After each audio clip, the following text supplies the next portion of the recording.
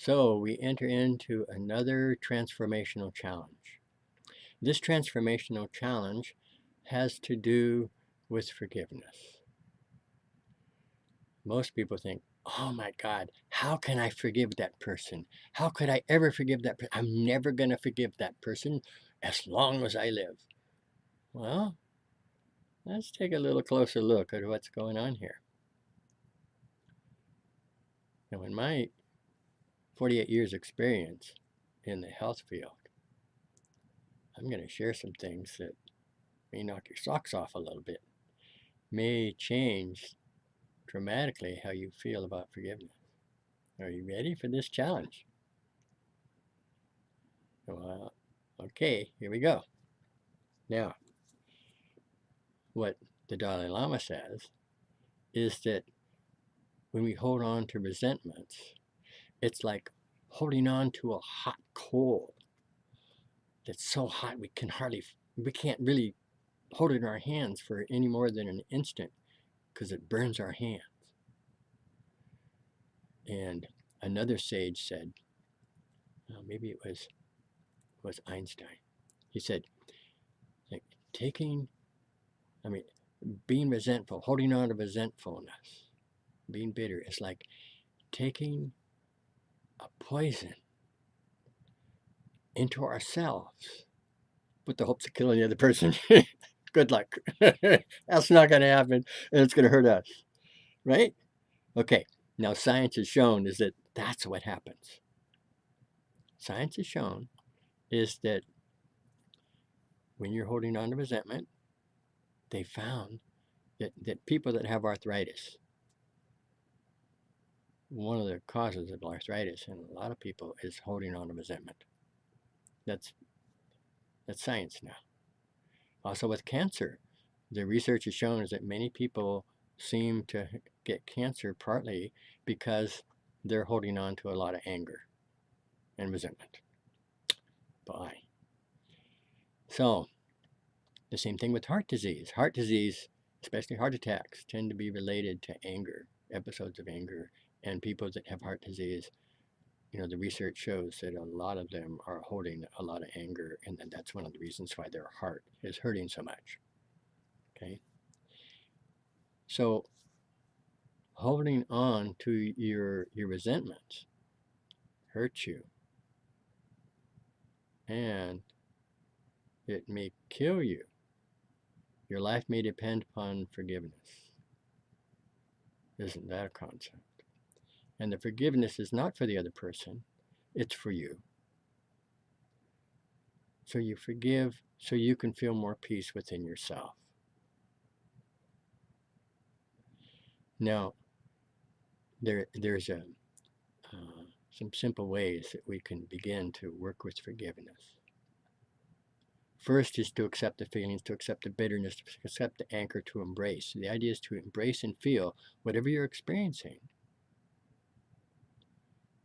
and then let it go and begin to feel that place within you as a place within you that's crying out to be loved.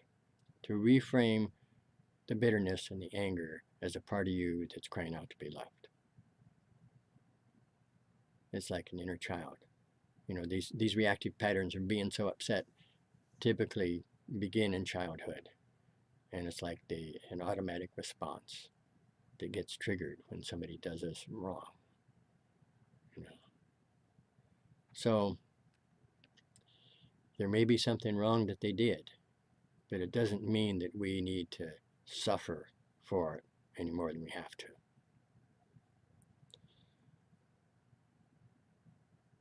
So one thing you can do in terms of accepting the anger is that you can write it out. Write it out. Just get into it. Feel it. Write it out. And then burn it. Begin letting it go. It's an old story that you don't need anymore. It hurts you. It may kill you. So your life may depend upon forgiving. And to look at that part of yourself that's a part of yourself that's crying out to be loved. Oh, So embrace that part. Accept that part. Love that part. Well, how do you love that part? Let's go a little deeper. Something that we've been teaching here in transformational challenges is to begin to find that love in our hearts that's always there, that helps us to heal, helps us to feel love, helps us to deal with stress in a much deeper way, a much more powerful way than many other ways. So put your hands over your heart center and hold that heart center. Embrace that heart center so that you feel relaxed from head to toe.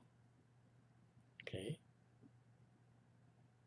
And you feel a warmth in your chest. There's a certain pressure. It's like hugging your chest, a certain pressure. And begin to breathe slow and deep.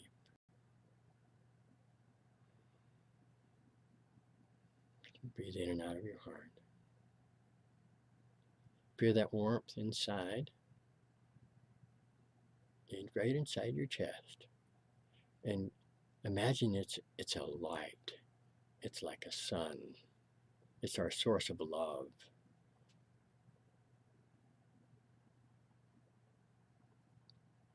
And now, remember a time that you really loved a little kitty or doggy or somebody in particular, or you just really felt that sense of love.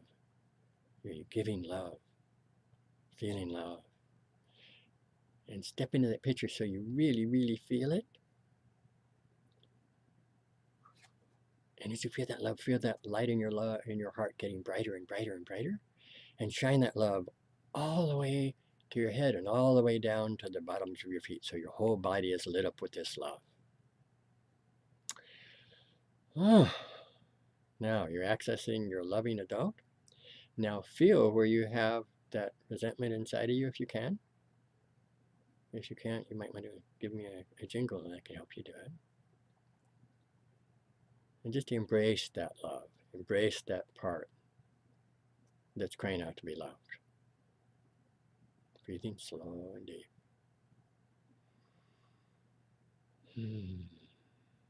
So you look at your resentment as a part of you that's crying out to be loved, and embrace it and love that part. And do that every night and every morning for a period of time. For at least a week, and then see if you can get in the habit of it and do it for a month. And it can transform your life. You can write out all the different times that you felt resentful and just tick off one at a time. The American Indians have another way of working with forgiveness. They began to reframe the experience of seeing the other person as somebody that didn't know any better. You know, the way they were looking at the world, the experiences they had, led them to do things that were not so great. And to have an understanding that they did the best they knew how, as crazy as that may be, and to wish them well. To see the beauty in that person. To see what you've learned, how you've grown from that experience. To bless that person and to wish them well. So love that place that is feeling resentful because it's a place that's crying out to be loved. And send blessings and love to those poor people that didn't know what they were doing and perhaps did you harm. So see if you can really accept this challenge of doing it some of these processes every night and every morning for a week, ticking off one thing that you're feeling resentful at a time and beginning to live a life from your heart. Because when you do that, and when you let go of these parts of you that are so resentful, you begin to change the world. You change your life, you feel better, you change the energy around you, and you have more love in your heart, so you change the experience of everybody around you. there's a deeper thing that happens. Is that what science has shown is that we are one energetic field. We are one. We are one quantum field. So that as you're holding on to this anger is going out into the field, and you're causing more, contributing to more anger in the world. Now, is that what you want to do? Well, that's not what I want to do.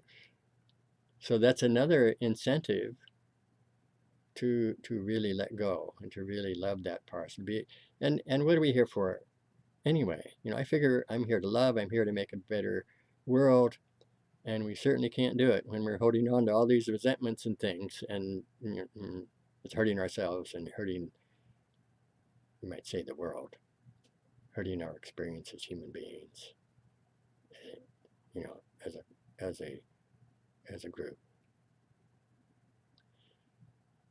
So please do accept this challenge and live from your heart. And we have a Facebook group called Living from Your Heart that we'd love for you to join, where we have more of these kinds of challenges and group experiences and other things that you could join us on. So Living from the Heart in Facebook, just click down below to that little thing down there to click. And I hope to see you there. So remember, live from your heart, and you will change your life and change the world. We're moving from living in our heads to living in our hearts. That's the new paradigm. Live it.